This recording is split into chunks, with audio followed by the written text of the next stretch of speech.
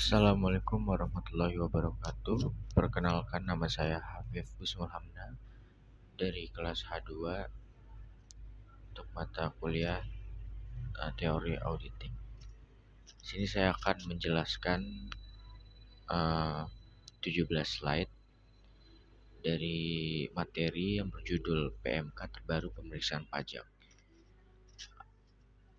Apa yang berubah dan dampaknya bagi wajib pajak, yang disampaikan oleh konsultan pajak N-Force A.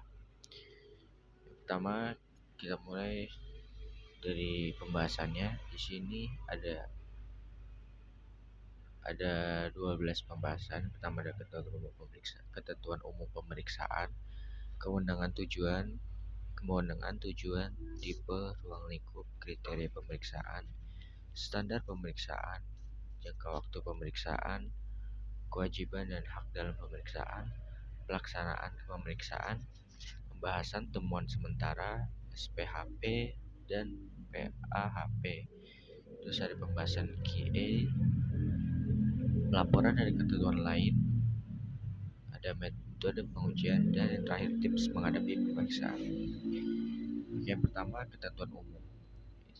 Apa sih definisi pemeriksaan pajak dan siapa pemeriksa pajak? Jadi pemeriksaan pajak itu adalah kegiatan menghimpun, mengolah data, dan bukti secara profesional sesuai standar. Dan pemeriksa pajak itu ada pegawai DJP atau tenaga ahli yang ditunjuk. Mereka memiliki wewenang dan tanggung jawab melakukan pemeriksaan. Lalu slide selanjutnya, pemeriksaan bukti permulaan dan pemeriksaan ulang. Pemeriksaan bukti permulaan itu bertujuan untuk mencari bukti adanya dugaan tindak pidana perpajakan. Lalu pemeriksaan ulang itu ditujukan pemeriksaan terhadap WP yang sebelumnya sudah diterbitkan SKP untuk masa pajak yang sama. Dan selanjutnya kita masuk ke materi kewenangan, tujuan, tipe, ruang lingkup, dan kriteria pemeriksaan. Pertama, kewenangan, tujuan, ruang lingkup. Di sini kewenangan DJP ada pada pasal 29 ayat 1 KUP, yaitu berisi tentang memeriksa untuk menguji kepatuhan WP dan tujuan lain sesuai UU. Tujuan pemeriksaan yaitu pertama, menguji kepatuhan wajib pajak. Yang kedua, tujuan lain menurut ketentuan perpajakan. Ruang lingkupnya itu meliputi satu atau seluruh jenis pajak untuk masa depan, bagian tahun, atau seluruh tahun pajak. Selanjutnya ada jenis pajak yang diperiksa. DJP dapat memeriksa PPH, PPN, PPNBM, bea materai, PBB, pajak penjualan, pajak karbon, dan pajak lainnya yang diadministrasikan DJP. Lalu slide selanjutnya ada tipe pemeriksaan. Di sini ada 3 tipe pemeriksaan. Pertama, ada pemeriksaan lengkap, yaitu seluruh pos dalam SPT diuji. Yang kedua, ada pemeriksaan terfokus, hanya pos tertentu diuji secara mendalam. Dan terakhir, pemeriksaan spesifik, yaitu sederhana, fokus pada satu atau beberapa pos saja. Selanjutnya ada kriteria pemeriksaan, yaitu untuk menguji kepatuhan. Pemeriksaan dilakukan bila terjadi kondisi seperti wajib pajak minta restitusi, SPT lebih bayar atau rugi, perubahan tahun buku, proses merger, akuisisi, likuidasi. Terus PKP tidak melakukan penyerahan, WP terpilih berdasarkan risk based selection, ada data konkret kurang bayar, dan tidak menyampaikan SPOP, dan lain-lainnya. Slide selanjutnya ada kriteria pemeriksaan tujuan lainnya. Misalkan pemberian atau penghapusan NPWP, lalu pengukuhan atau pencabutan PKP, lalu penyelesaian keberatan, pengukuran data norma penghitungan, penentuan lokasi usaha, penagihan pajak, dan penentuan mulai fasilitas pajak untuk fasilitas pajak.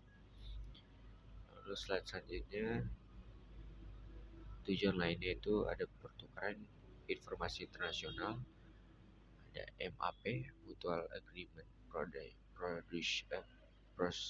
Prosedur, ada apa Advanced Pricing Agreement, terus ada pemeriksaan atas kepatuhan akses informasi keuangan, pengujian fasilitas perpajakan, pengujian pihak lain terkait pasal 32A KUP, dan lain-lain. Slide selanjutnya ada standar pemeriksaan. Di sini standar pemeriksaan terdiri dari 3 standar. Yang pertama ada standar umum. Pemeriksaan harus berintegritas, independen, dan kompeten. Lalu ada standar pelaksanaan, yaitu persiapan sesuai tujuan, metode pengujian, dibuat pelaksanaan di kantor DJP atau lokasi WP. Yang ketiga ada standar pelaporan. LHP dibuat berdasarkan kertas kerja, memuat pelaksanaan, temuan, simpulan, dan usulan. Slide selanjutnya penjelasan rincian standar pemeriksaan. Rincian dari 3 standar, yaitu pendidikan dan pelatihan pemeriksaan,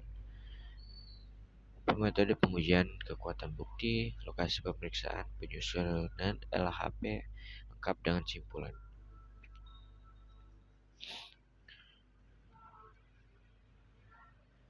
Lalu slide selanjutnya jangka waktu pemeriksaan. Dan isi pengujian dan PAHP. Pengujian pemeriksaan lengkap dilakukan maksimal 5 bulan dan terfokus maksimal 3 bulan. Spesifikasinya maksimal 1 bulan. Jangka waktu PHP itu 30 hari. Mulai dari SPHP hingga LPHP. Perhitungan waktu dari surat pemberitahuan pemeriksaan sampai dengan SPHP untuk pengujian. Slide selanjutnya adalah perpanjangan waktu. Untuk perpanjangan waktu tidak ada perpanjangan kecuali audit grup usaha, transfer pricing, dan transaksi keuangan tertentu, yaitu dengan perpanjangan waktu maksimal tambahan 4 bulan. Pemeriksaan tujuan lain maksimal 4 bulan tanpa pembahasan akhir tanpa perpanjangan. Pemeriksaan spesifik data konkret, yaitu dengan durasi 10 hari ditambah 10 hari tanpa perpanjangan. Dan terakhir slide 17, yaitu kewajiban dan hak dalam pemeriksaan. Slide ini mengawali pembahasan mengenai kewajiban pemeriksaan pajak, hak pemeriksaan pajak, hak wajib pajak, dan kewajiban wajib pajak. Karena disuruh, mungkin itu saja penjelasan yang ingin saya sampaikan mengenai slide pertama sampai slide terakhir, yaitu slide 17 mengenai materi PMK terbaru pemeriksaan pajak. Itu saja yang ingin saya sampaikan. Mohon maaf jika ada kesalahan kata atau kekurangan kata. Wassalamualaikum warahmatullahi wabarakatuh.